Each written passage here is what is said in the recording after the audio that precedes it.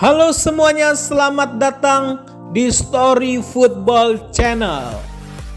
Story Football Channel akan selalu hadir memberikan informasi terupdate dan terlengkap tentang berita-berita sepak bola dunia.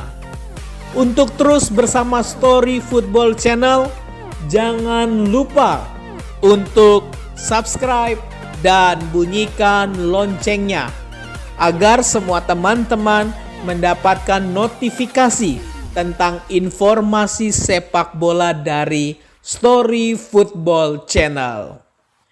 Pada video pertama kali ini, Story Football Channel akan membahas sejarah lengkap tentang sepak bola dunia.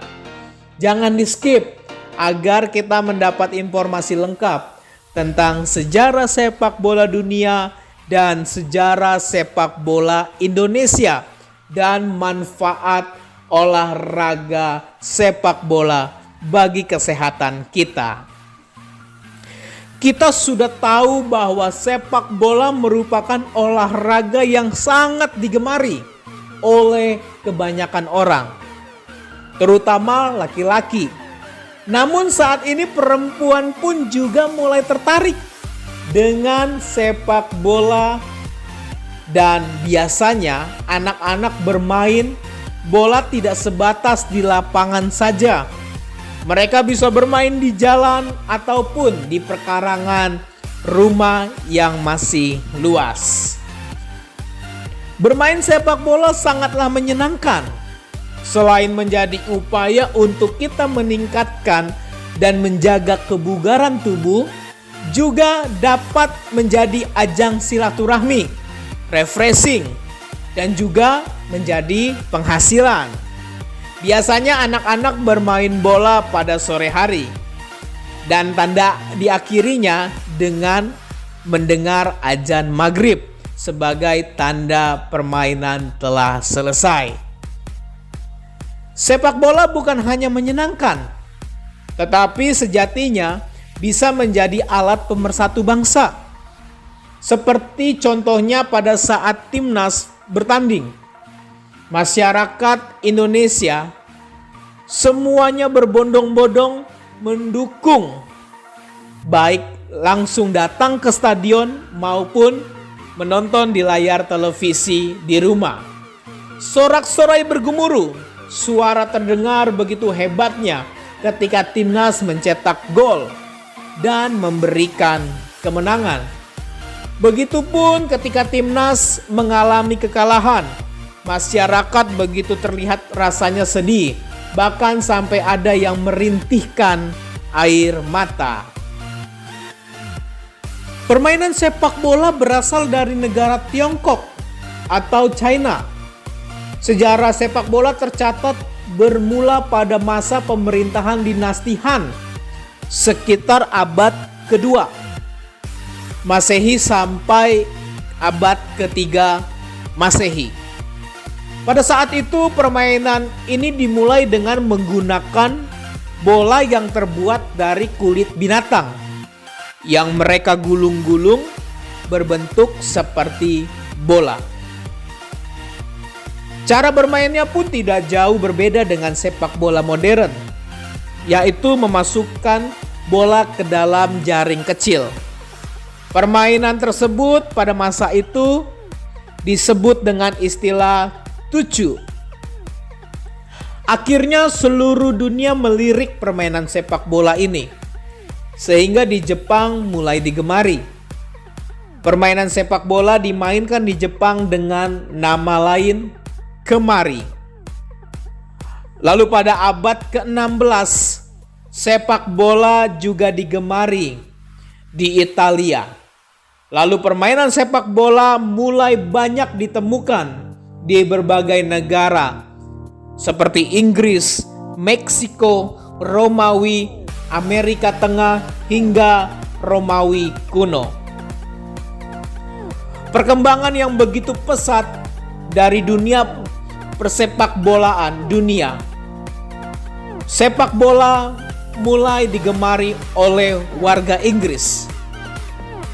Namun saat sepak bola mulai masuk ke Inggris pada tahun 1360, Raja Edward III melarang untuk memainkan sepak bola.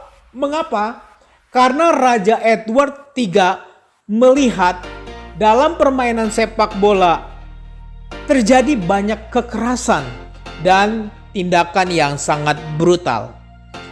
Namun pada tahun 1365, Raja Edward III mengizinkan kembali berlakunya permainan sepak bola. Namun permainan sepak bola tidak ada perubahan. Tetap penuh dengan kekerasan dan tindak brutal. Hingga pada tahun 1572, Ratu Elizabeth I melarang kembali permainan sepak bola tanpa ada kompromi dan disertai sanksi tegas kepada orang yang masih melakukan permainan sepak bola, yaitu dengan memenjarakan orang tersebut.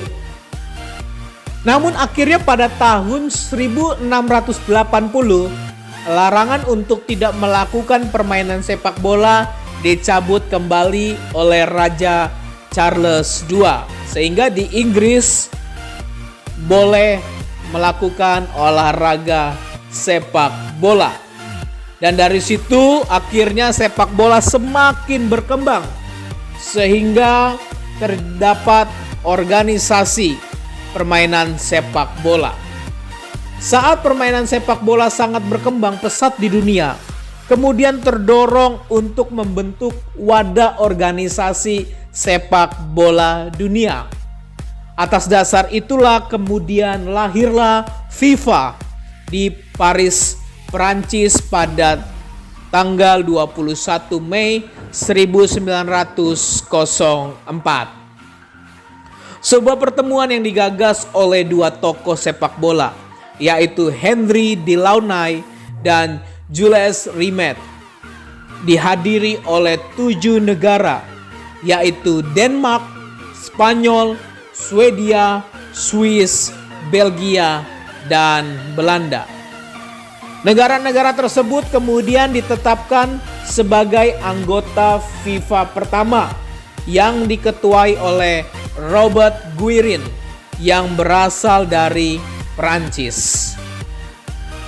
Adapun tujuan FIFA dibentuk adalah untuk memajukan sepak bola dunia dengan berslogan For the Game, for the World, yang berarti permainan sepak bola akan menjadi sebuah pemersatu bangsa sesudah Perang Dunia.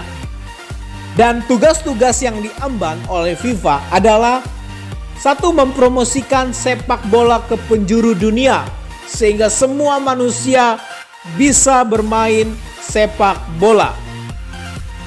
Yang kedua, melakukan pengaturan transfer pemain dari tim ke tim yang lain.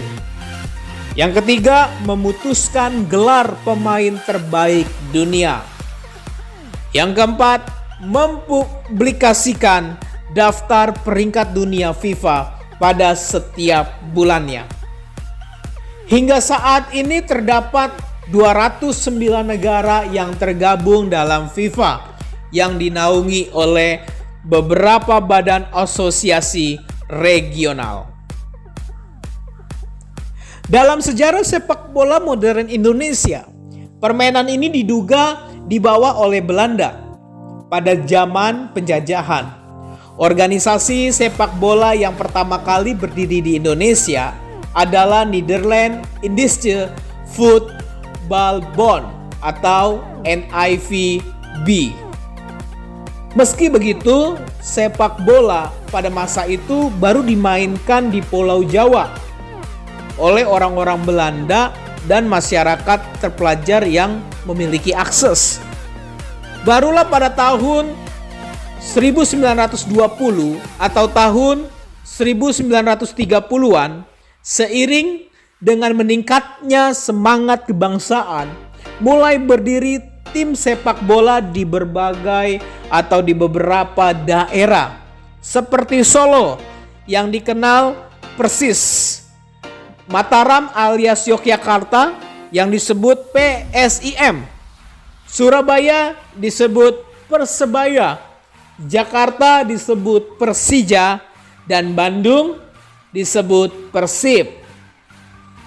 Persatuan Sepak Bola Indonesia atau PSSI berdiri pada tanggal 19 April 1930 dan menaungi beberapa organisasi sepak bola daerah sebagai tindak lanjut dari Sumpah Pemuda yang dideklarasikan pada tanggal 28 Oktober 1928. Setelah berdirinya PSSI, akhirnya kompetisi tahunan mulai berjalan. Mulai dari tahun 1931 hingga tahun 1941. Namun kompetisi ini berhenti dari tahun 1942 hingga 1950. Kenapa? Karena saat itu Jepang mulai masuk pada tahun 1942 menjajah Indonesia hingga masa awal kemerdekaan. Baru pada tahun 1951 PSSI kembali berjalan. Kini PSSI merupakan organisasi induk sepak bola Indonesia yang menaungi timnas atau tim nasional yang akan bertanding di berbagai kejuaraan, baik tingkat Asia maupun dunia. Sekaligus organisasi yang mengatur kompetisi nasional antara klub dari berbagai daerah.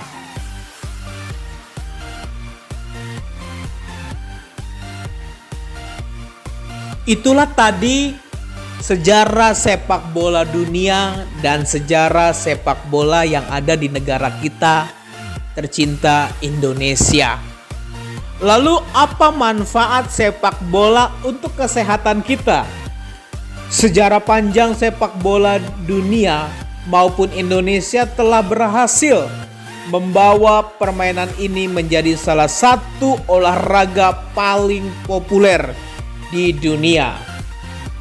Banyak orang yang memainkannya setiap hari, baik itu secara profesional, amatir, maupun sekedar sebagai kegiatan pelepas penat.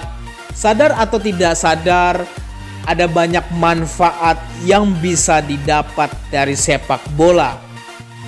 Selain dapat membantu tubuh bergerak, olahraga ini juga meningkatkan kondisi kesehatan tubuh secara keseluruhan. Berikut manfaat sepak bola untuk kesehatan yang dapat kita rasakan. Dapat meningkatkan kapasitas paru-paru sehingga organ pernapasan tersebut lebih sehat. Baik untuk jantung, menurunkan kadar lemak berlebih di tubuh dan meningkatkan massa otot, meningkatkan kekuatan, kelenturan dan stamina, menguatkan tulang dan otot, membantu mengajarkan koordinasi, kerjasama, konsentrasi, kesabaran, dan pembuatan keputusan pada anak-anak.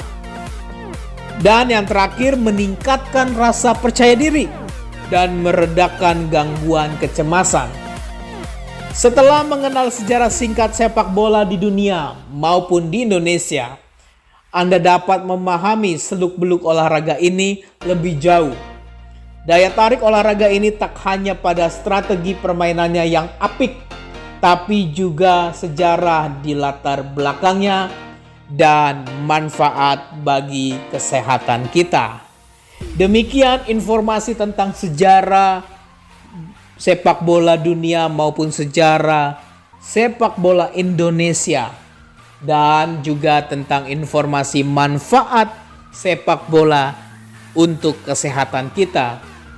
Kiranya semua informasi ini dapat memberikan semangat untuk kita semua sebagai pencinta sepak bola. Terima kasih, salam Story Football Channel.